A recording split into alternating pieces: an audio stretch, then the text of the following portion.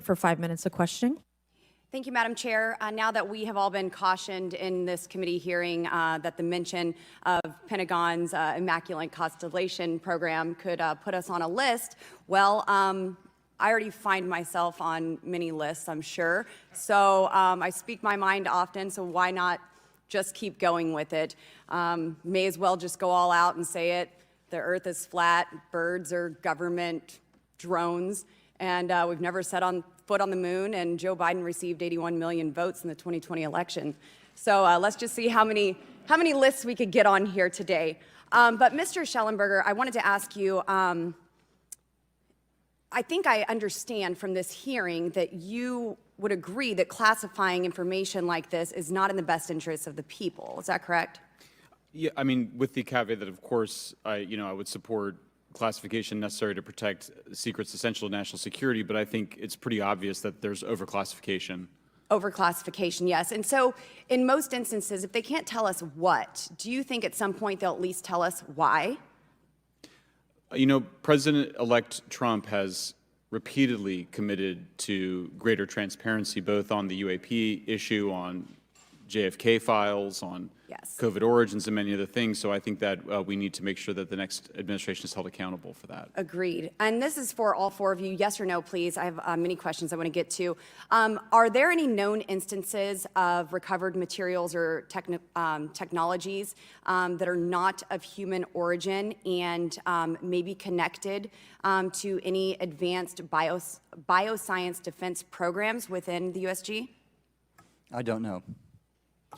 I wouldn't be able to answer that, ma'am. I don't know. I don't know.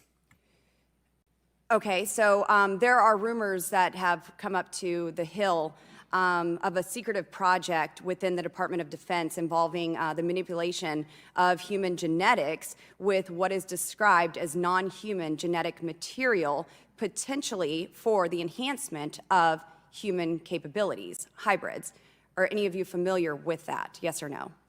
No, ma'am. I am not, ma'am. I'm not. No, ma'am.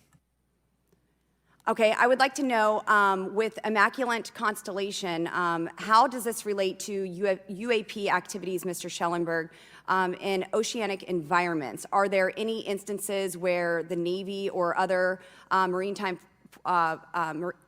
forces have encountered UAPs that could not be explained by known technology or natural phenomena?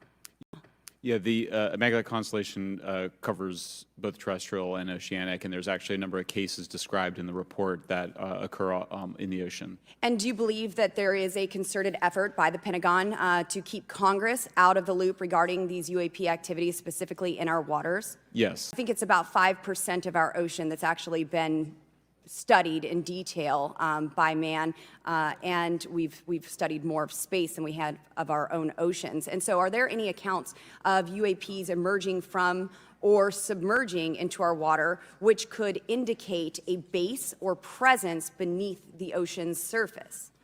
I don't know about a base, but as I mentioned, I had a different source entirely describe this pretty extraordinary footage that exists of orbs, of an orb coming out of the ocean and being met by another orb.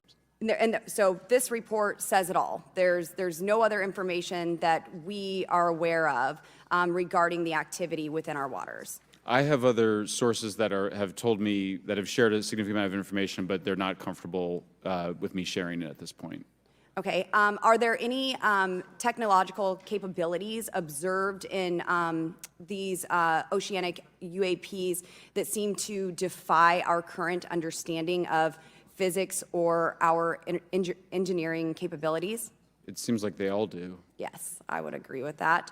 My time is up, but I do appreciate your bravery, your courage for coming here and speaking today. And it seems like there's still some questions that we need answers to, and we will not relent until we get those to the American people. Thank you all.